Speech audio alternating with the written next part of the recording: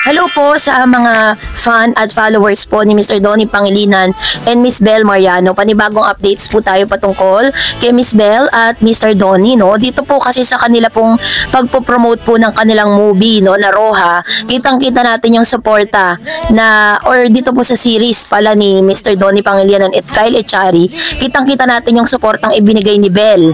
At kahit pa nandoon si Maymay Entrata na itinuturong bagong love team di umano ni Mr. Donnie, si Bel pa rin talaga ang inasikaso ni Mr. Donnie, ano? Kitang-kita natin na sobrang miss na miss niya si Bel sa mga videos po na naglalabasan. So, pag-usapan natin yan maya-maya lang. At bashers din naman talaga yung sasabi na yun nga, parang hindi na importante ang isa't isa sa kanila. Pero kung titignan niyo yung mga gestures, yung mga videos na naglalabasan, maging yung mga sikretong ganap po nila, ito po yung magpapatunay talaga that they are really having a good time together. And at the same time is wala pa rin talagang dito po sa Don Bell, sorry. So, meron po kasing isang interview dito si Miss Bel Mariano, ano, kung saan ay talagang magugustuhan mo siya dun sa mga, kung paano siya magsalita, yung mga nuances niya, kung paano niya po talagang magbigay ng kanyang statement patungkol. It was posted last August 19 pa, pero ang dami nating mapupulot dito sa sinabi ni Bel. Let's watch this. This one, since it's far different from the previous ones I've done, like, yun nga, it's my first project naman outside of a love team. Siyempre may takot at first kasi nga I'm so used to working with Donnie and I love working with Donnie.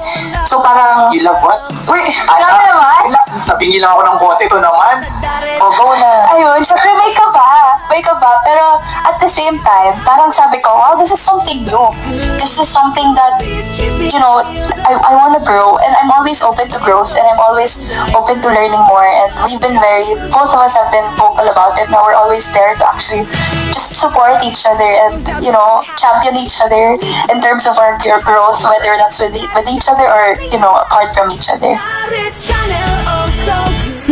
Sabi niya is talagang sobrang gustong-gusto niya makita na they champion each other, they supported each other sa kung ano pa man yung naging decision po nila, 'di ba, na magkaroon ng solo era, which means talagang malinaw po kay Bel at kay Donnie kung ano po yung bagong era na papasukin po nila. So ito po yung statement na to kasi ni Bel, ito po yung nagde-debunk dun sa mga news na parang nagkakaroon ng hindi magandang samahan si Donnie at si Bel kaya sila pinaghiwalay. Actually, that's really part of their plan ng ABS-CBN para sa kanilang dalawa.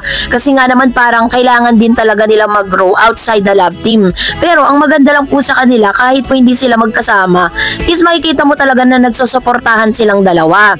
At ito pa, no, ito pa yung pinaka masasabi natin na isa rin ito sa mga magde-debunk din sa mga news na yun nga si Miss Maymay Entrata na nga daw ang papalit kay Bel, mga ganyan.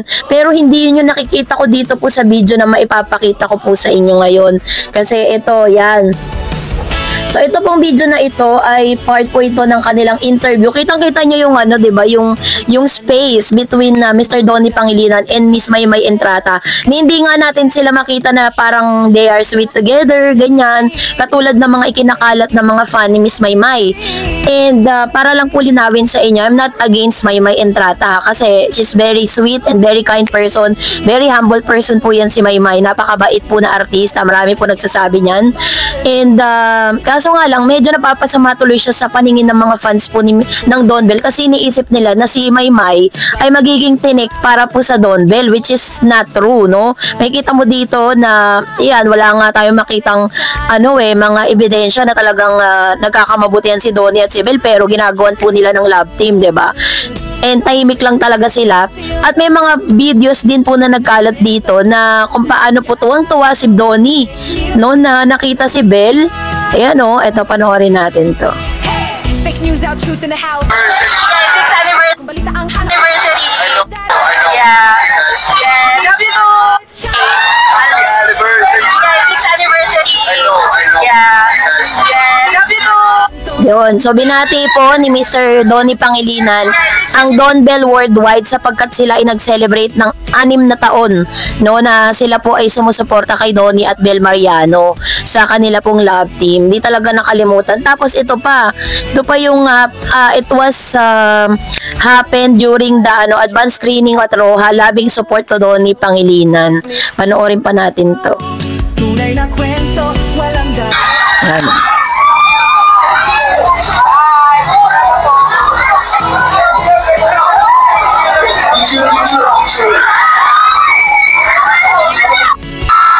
Diba? Wala po si Belle sa movie na dito sa seryeng ito ha, pero talagang sila yung tinitilian, sila yung talagang inaabangan ng mga maraming fans. Talagang nag-spend po sila ng time at ng kanilang araw para po talaga suportahan yung parang yung promotion na gagawin po para sa Rohap. I think that's premiere night para po sa serye na mapapanood po sa Netflix, no? Hindi man sa big screen pero sa Netflix mapapanood nyo po yan. At marami pong first time na ginawa dito si Mr. Donnie Pangilinan. Kitang-kita natin na talagang very supportive po si Miss Belle Mariano sa seryeng ito ni Mr. Donnie Pangilinan na bagay na ikinatuwa ng maraming mga fans ng Don Bell. Kung titignan po ninyo, si Miss Maymay Entrata po ang kasama ni Mr. Donnie dyan. Pero si Belle pa rin talaga ang hinahanap-hanap at tinitilaan ng maraming fans. It only shows na talagang hanggang sa ngayon intact pa rin po yung kanilang love team. Wala pa rin pong nagbago sa kanilang samahan at alam naman natin marami ng confirmation na lumabas na talagang they are in a relationship. So kailangan na lang talaga ng pag-amin sa publiko, pero hanggang sa ngayon ay nananatili pa rin, gusto nilang mas privado pa, no, yung ibang bagay patungkol sa kanila. Kaya we need to keep supporting love team na Barda or ng Don Bell. Dahil talaga namang sila po ay namamayagpag, no? Tingnan natin kung ano magiging resulta ng movie ni Belle at ano naman ang magiging result ng nito pong series na gagawin naman ni Mr. Donnie Pangilinan.